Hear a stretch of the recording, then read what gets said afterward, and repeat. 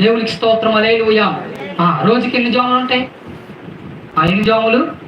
అందరు చెప్పు, ఎన్ని జాములు ఉంటాయి? చెప్పట్లేదు ఎవరు, నేను చెప్పినా చెప్పట్లా. ఎన్ని జాములు ఉంటాయి రోజుకి? 5. దేవునికి స్తోత్రం అనేది. రోజుకి 4 జాములు ఉంటాయి. లెక్క పెట్టిన 6 గంటల నుంచి 9 గంటల వరకు ఒకటి, 9 గంటల నుంచి 12 గంటల వరకు ఒకటి, మళ్ళా 3 గంటల నుంచి 12 గంటల నుంచి 3 గంటల వరకు ఒకటి, 3 గంటల నుంచి 6 గంటల వరకు. అంటే 3వ జామున అంటే తెల్లవారుజామున 3 గంటలకు లేచి మనము పెందల కడి లేచి ప్రార్థన చేయాలని దేవుని యొక్క వాక్యము సెలవిస్తుంది. యోబు అలాగే చేసేవాడండి. అరుణోదయం లేచి పెందల కడి లేచి బిడ్డల కొరకు, కుటుంబాల కొరకు, దేవా మేము పాపంలో పడిపోతున్నామేమో, నీకు దూరంగా జీవిస్తున్నావేమో, నీ ఆశీర్వాదాలకు దూరంగా వెళ్ళిపోతున్నావేమో, నా బిడ్డల భవిష్యత్తు విషయంలో, నా కుటుంబ భవిష్యత్తు విషయంలో ఒక్కొక్కరి నిమిత్తము దహన బలు అర్పించు, లేదా దేవుని దగ్గర వారిని పవిత్రపరిచాడు. ప్రార్థన చేసిన దేవుని యొక్క వాక్యము సెలవిస్తుంది. ప్రియారా, మన బిడ్డలు మన కుటుంబంలో ఉంటే 2-3 ఉంటారు. యోబు 10 మంది కోసం అంటే ఎన్ని గంటలు చేసేవారు అంటారు?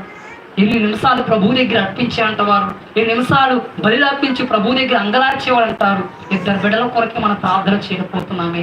దేవుని వాక్యం సెలవిస్తుంది. నీ బిడ్డల భవిష్యత్తు, నీ కుటుంబ భవిష్యత్తు తరతరాలు దీవెనకరంగా ఉండాలంటే, నీ తరము, మీ బిడ్డల తరము మేలుకరంగా ఉండాలంటే, దేవుడు ఆశించబడాలంటే అరుణోదయం లేచి ప్రార్థించే అనుభవం మనకు కావాలి.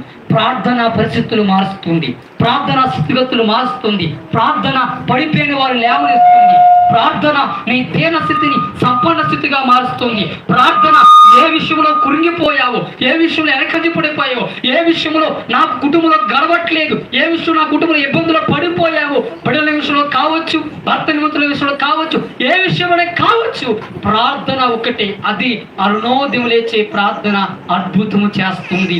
ఆ ప్రార్థన మీకు ఆశీర్వాదకరంగా మారుస్తుంది. ఆ ప్రార్థన మీ కుటుంబాలకు మేలుకరంగా, దీవెనకరంగా మారుస్తుంది. నీ కొరకు ప్రార్థించాలి, నీ కుటుంబం కొరకు ప్రార్థించాలి. మరి ముఖ్యముగా సంఘము కొరకు అరుణోదయం లేచి నీ దైవజన్ని కుటుంబం కొరకు ప్రార్థించే వ్యక్తిగా ఉండాలి.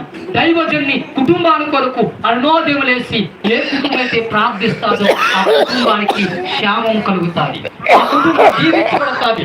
దైవజన్ని కుటుంబాల కొరకు, దేవా నా దైవజన కుటుంబాన్ని దీవించండి, నా దైవజన బిడ్డలని దీవించండి అరుణోదయం లేచి నీ కొరకు, నీ కుటుంబాల కొరకు, దైవజను కొరకు ఎవరైతే ప్రార్థిస్తారో ఖచ్చితంగా ఆ కుటుంబాన్ని దేవుడు మేలుకరంగా మారుస్తాడు. ఆ కుటుంబాన్ని దేవుడు ఆశీర్వాదకరంగా మారుస్తాడు. నిజమేనండి, యేసుక్రీస్తు ప్రభువే వాక్యం సెలవిస్తుంది. ఆయన పెందల కాడి లేచి ప్రార్థించారని. ఇంకనో చేరుకున్న మార్పు 1:35 ఉంటుంది ఆ వాక్యము. అతి ఎద్దుకని మనందరూ తెలిసిన వాక్యమే.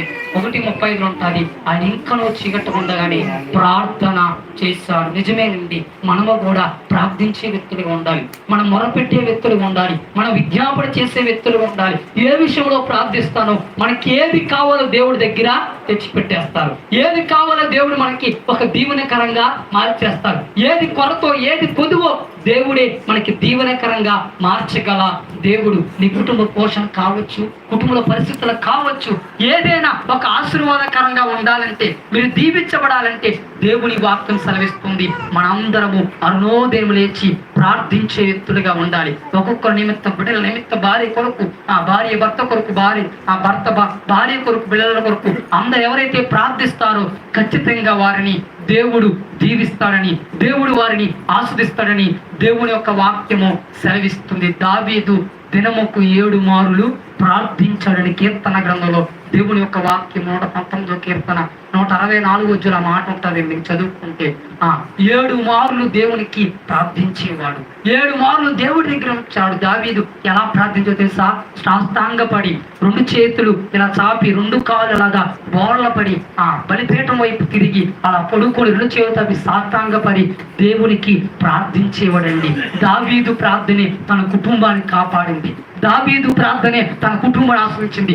దావీదు ప్రార్థనే తన సొంత కుమారుడు అబ్షాలోము చంపుదామని వచ్చినప్పుడు తన కుమారుడు నుండి రక్షించింది.